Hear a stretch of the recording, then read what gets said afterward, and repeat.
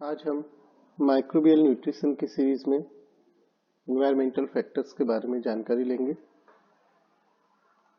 अभी तक हम energy sources, mineral sources, growth factors की जानकारी ले चुके हैं। Doctor Prakash Chandra Sharma, department of zoology, government college Ajmer. Environmental factor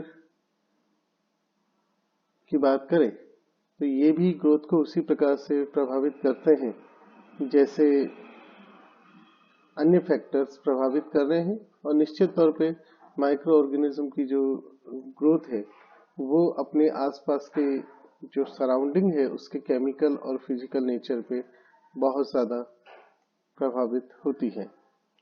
इस कारण से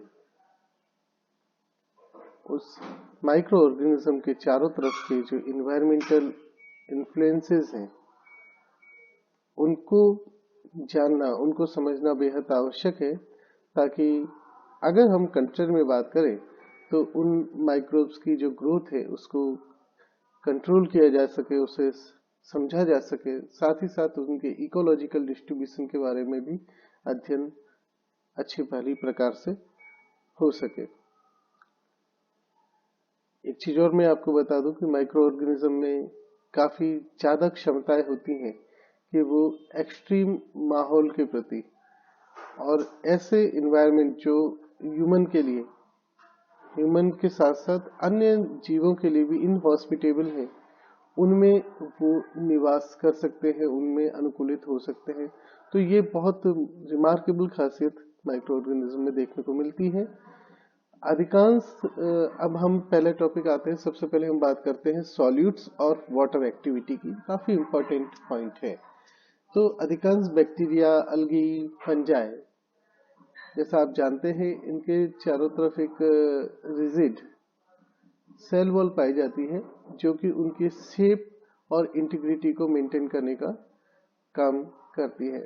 बैक्टीरिया के पर्टिकुलर केस में हम देखेंगे, अन्य माइक्रो ऑर्गेनिज्म में भी देखेंगे, तो ये अपने प्रोटोप्लाज्म का जो ऑस्मोटिक कंसंट्रेशन है उसको बाह्य हैबिटेट से ज्यादा बनाए रखने का प्रयास करते हैं,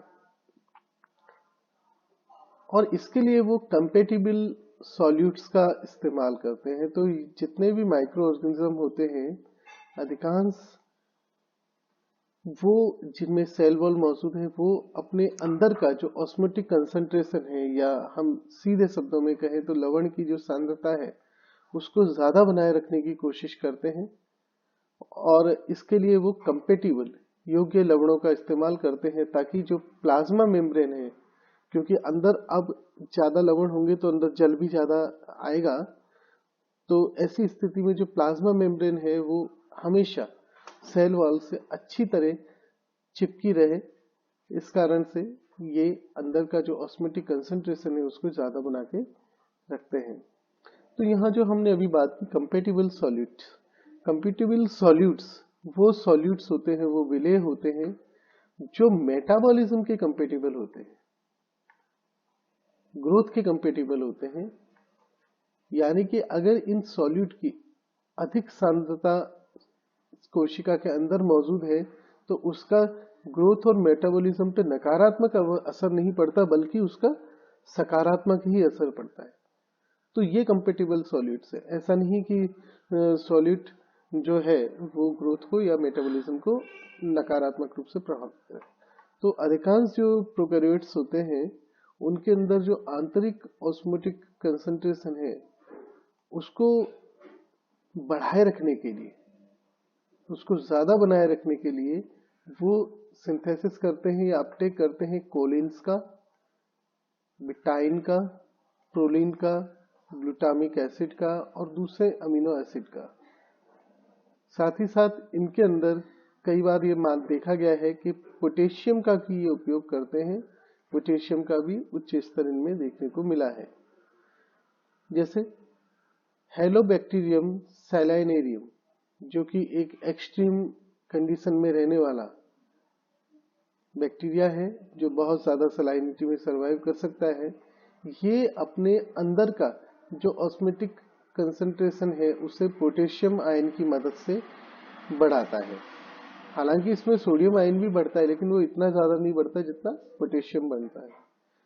तो हेलोबैक्टीरियम के जो एंजाइम्स हैं वो इस प्रकार से परिवर्तित हो चुके हैं कि उनको अपना सामान्य कार्य करने के लिए भी पोटेशियम की उच्च स्तर की आवश्यकता होती है। बिना सलाइनिटी के हेलोबैक्टीरियम सलाइनेरियम सरवाइव ही नहीं कर सकता। तो सलाइनिटी के आधार पे, सॉलिड के आधार पे दो प्रकार के हम बैक्टीरिया कह सकते हैं। वन इज ऑस्मोटॉलरेंट, यानी कि ऐसे बैक्टीरिया जो ऑस्मोटिक प्रेशर में जो डिफरेंस है, ऑस्मोटिक कंसंट्रेशन में डिफरेंस है, उसको टॉलरेट कर सकते हैं, वो वाइड रेंज के अंदर सरवाइव कर सकते हैं, हालांकि उनका एक अपना ऑप्टिमम ऑस्मोटिक कंसंट्रेशन होती है। तो इसमें आप स्टेफाइलोकोकस ओरियस को देख सकते हैं, सैक्रोमाइसिस रोक्साई को देख सकते हैं। ये टॉलरेट कर सकते हैं, ये ऑस्मोटिक कंसंट्रेशन में डिफरेंसेस को टॉलरेट कर सकते हैं, वाइड रेंज में ये रह सकते हैं। दूसरे होते हैं हैलोफिल। हैलोफिल उन्हें कहते हैं जो सलाइनिटी में ही सरवाइव करते हैं, जिनके लिए उच्च लवण की सांद्रता आवश्यक होती है। जैसे कि हम देखें हेलोबैक्टीरियम, ये जिनमें अबाउट 0.2 मोल NaCl की आवश्यकता होती है, ये जैसे हेलोबैक्टीरियम हो गया, डुनेल लिएला हो गया, इक्टोथाया रोडोस्पाइरा हो गया, ये वो माइक्रोब हैं जो केवल सलाइन में ही रह सकते हैं। तो इसी के साथ साथ एक और चीज आ रही है जिसको हम वाटर एक्टिविटी कह रहे हैं, उसके बारे में हम जानकारी लें। तो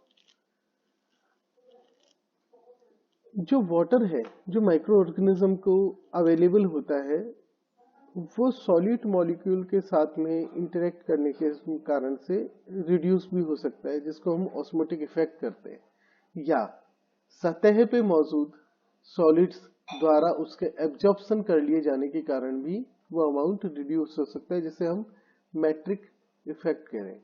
तो ओवरऑल एक्चुअली कितना अवेलेबल है उसको हम वाटर एक्टिविटी के रूप में परिभाषित करते हैं।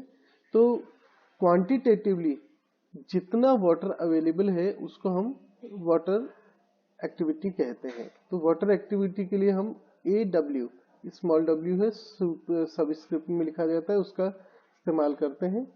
तो यहाँ पर आप देख रहे हैं फॉर्मूला इसका, AW = P solution oblique P water. यहाँ पर आप P क्या देख रहे हैं, P में वाटर प्रेशर। तो water activity is equivalent to the ratio of solutions vapour pressure P solution to that of pure water. तो जो सॉल्यूशन का वेपर प्रेशर है उसका शुद्ध जल के साथ में क्या अनुपात है, वो आपका वाटर एक्टिविटी कहलाता है। तो जितनी ज्यादा वाटर एक्टिविटी होगी उसका मतलब उतना ऑस्मोटिक प्रेशर कम होगा। तो वाटर एक्टिविटी जो है वो इनवर्सली रिलेटेड होती है ऑस्मोटिक प्रेशर से। तो अगर किसी सॉल्यूशन का ऑस्मोटिक प्रेशर ज्यादा है, यानी कि उसमें लवण ज्यादा है, तो उसमें निश्चित तौर पे वाटर एक्टिविटी कम होगी। तो यद्यपि कुछ जो माइक्रो ऑर्गेनिज्म है वो ट्रूली ऑस्मोटॉलरेंट होते हैं, लेकिन अधिकांश को जो वाटर एक्टिविटी की आवश्यकता होती है वो 0.98 से 1 के बीच में होती है। ठीक है, 0.98 मतलब लगभग उतना ही जितना सी वाटर का वाटर एक्टिविटी हम मान सकते हैं, तो इतनी होती है। एक शॉर्ट में हम देखें यहाँ, तो 0.98 से 1 के बीच में जो वाटर एक्टिविटी है वो ज्यादातर ग्राम नेगेटिव बैक्टीरिया उसी में ही सरवाइव करते हैं, और इस तरह का एनवायरनमेंट आपको ब्लड, सी वाटर जैसी चीजों में मिल सकता है। 0.95 तक की जो वाटर एक्टिविटी में की आवश्यकता ग्राम पॉजिटिव रॉड्स को होती है, और जैसे आपने देखा होगा ब्रेड के ऊपर जो बैक्टीरिया लग सकते हैं, उस तरह का एनवायरनमेंट में जो वाटर एक्टिविटी है 0.9 तक हो सकती है। जो कैंड मीट होता है जिसको हम हैम कहते हैं, वहां पर जो बैक्टीरिया लग रहे हैं लाइक बेसिलस हो गया, और जो अधिकांश जो कोकाई है, इनको सर्वाइवल के लिए 0.90 वाटर एक्टिविटी तक की आवश्यकता होती है।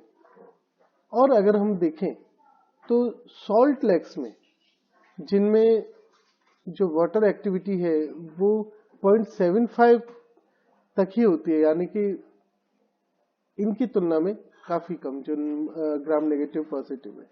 यहाँ पर कुछ खास ही हेलोफाइल्स सरवाइव करते हैं, लाइक हेलोबैक्टीरियम जो 0.75 में सरवाइव करता है, और इसी तरह 0.75 में सॉल्टेड जो फिशेज होती हैं प्रिजर्व, उनमें एक्टिनोस्पोरा सरवाइव कर सकता है।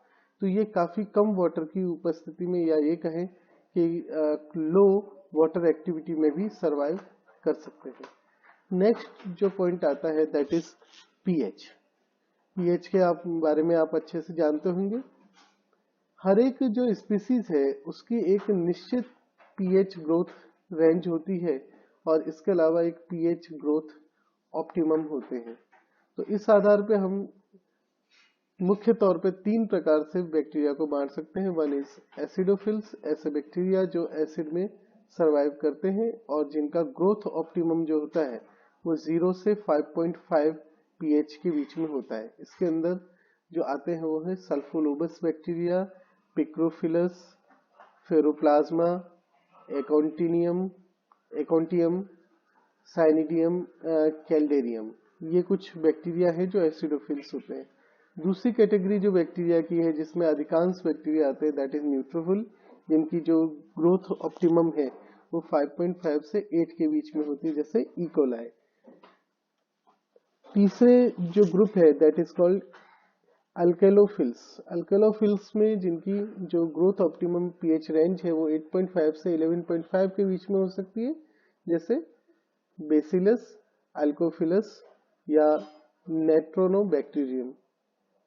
अल्कोफिलस में ही एक सब ग्रुप एक्सट्रीम एल्कोलोफिल्स का होता है, जिनकी ग्रोथ ऑप्टिमम जो है, ग्रोथ ऑप्टिमा 10 या उससे अधिक होती है।